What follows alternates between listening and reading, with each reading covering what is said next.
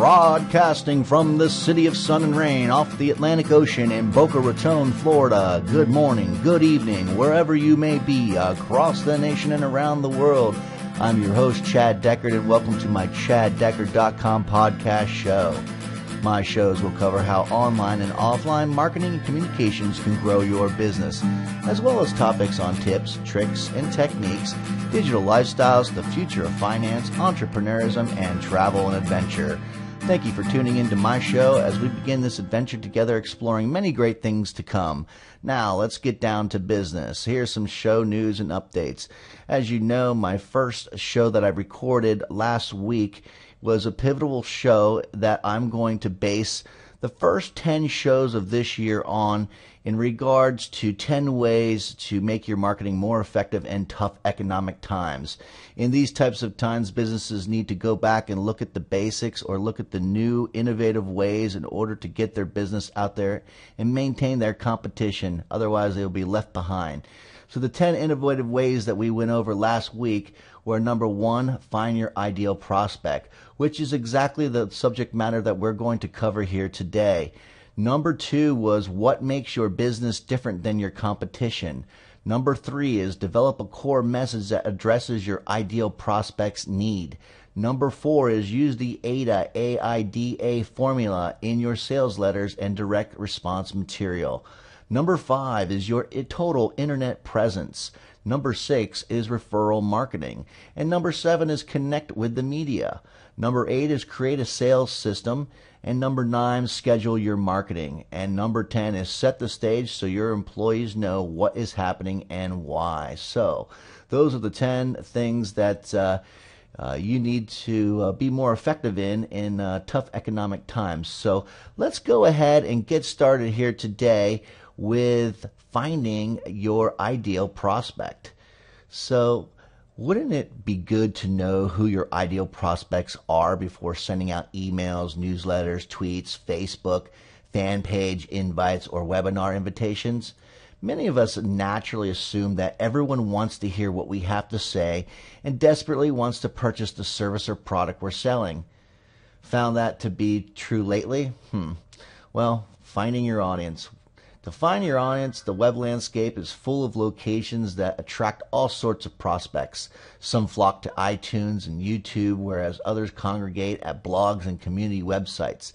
Each business owner's challenge is to figure out where his or her ideal prospects gather. Not every person is willing to purchase our products. There, I've said it. Even though consumers are turning to the web in droves to make purchases, statistics show that only about 3% of the people who initially visit a website are ready to purchase. That means the other 97% are just window shopping, kicking the tires, gathering information, or they're just plain lost. In simpler terms, that means for every 1,000 web visitors, only 30 are ready to buy now. One might say, wow, that's fantastic. 30 new customers per hour or per month, but not so fast. Let's factor in the bounce rate, the percentage of visitors who leave a website within 5 seconds of arriving. It is typical for a site's bounce rate to be between 50 and 60%. So let's subtract 550 visitors from the 1,000, and now the number of visitors ready to buy quickly drops from 30 to 13. Now, you need to profile your ideal prospects. And the best way to know your ideal prospects is to identify their habits, their mannerisms, their wants, needs, and desires. Don't define the ideal prospect as a male or female living in the continental United States who likes to fish. That's way too general. The first characteristic, male or female, includes everyone alive. Try to come up with a more specific picture of your ideal prospect. Suppose you are in a seminar business and a small business is in your niche.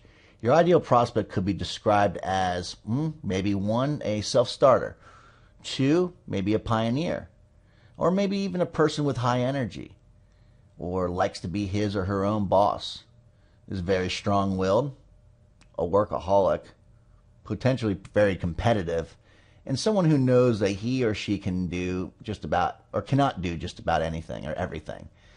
Those characteristics will lead you in certain directions on the web and steer you away from others. For instance, small business entrepreneurs are less likely to congregate on MySpace than they are to assemble on LinkedIn, a professional network of more than 55 million business people from 200 countries. It's a great place to establish business relationships. People who know they cannot handle every obstacle they encounter are more likely to frequent bookstores, internet knowledge bases, and other educational opportunities such as seminars. Businesses typically have several prospect types. Make sure to isolate each type within its own characteristics and wants, needs, and desires. Being too broad attracts a general audience, whereas a company's products and services likely don't appeal to a mass group of people. Once your ideal prospect is profiled, you'll need to ferret out his or her favorite places to congregate on the web. People tend to congregate in certain spots online. Financial people like reading blogs about making money and investing in other people's money. Fly fishing enthusiasts hang out at fly fishing forums where they can lie to one another about the latest big one that they got or the one that actually got away. A company's ideal prospects have plenty of places online where they might gather. Now it's your job to find out where your prospects congregate and develop strategies to gain visibility in those venues. Consider various meeting points. Let's take a crack at chopping the web up into meeting points. There are forums, chat rooms, community download sites, social networking sites, traditional websites, and blogs. Your ideal prospects may subscribe to newsletters, read articles, or get targeted press releases. Don't forget about their favorite search engines such as Google, Bing, and Yahoo. Surely the web could be separated into more chunks, but this is a good starting point.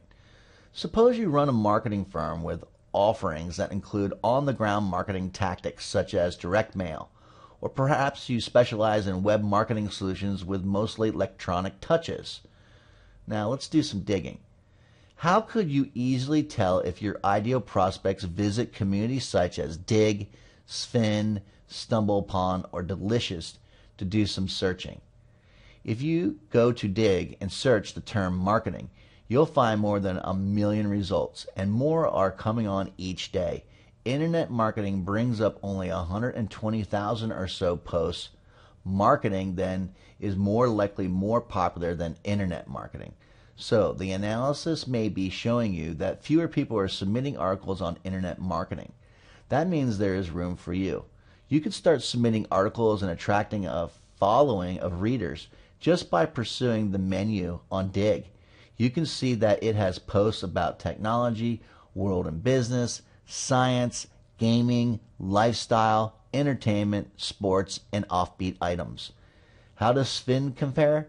Its website tagline reads Internet Marketing News and Discussion Forums. Bingo! That may be just the place to get in front of your ideal prospects. Searching for marketing articles brings up over 950 posts. Internet marketing gets you more than 1,300 posts. You should develop a strategy to be seen in both of these venues. Those two spots are where your people gather. To uncover whether your prospects read or contribute to certain forums, all you need to do is spend a little time reading the discussion threads. Are they talking about what relates to your business? Are there problems to be solved? Can discussions be added to begin establishing relationships?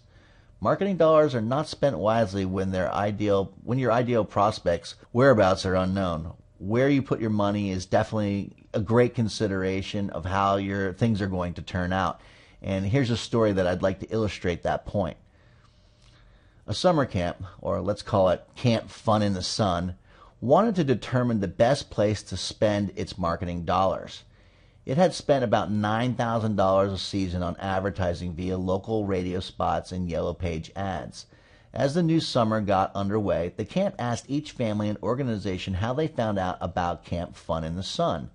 Half had found the camp's website, and the balance had attended the camp as a team, had sent their kids to the camp in the past, or had known someone who had. None of them had their fingers doing the walking or had heard the local radio spots, and so $9,000 had been dumped down a dark rat hole. Needless to say, the camp stopped the Yellow Page ads and local radio spots and launched a campaign both to reach past guests and campers and to strengthen its web presence. So that gives you a very good idea about how you need to consider where your ideal prospect or client is hanging out online and get to that, what I would also call watering hole, and make yourself known. Do whatever it takes.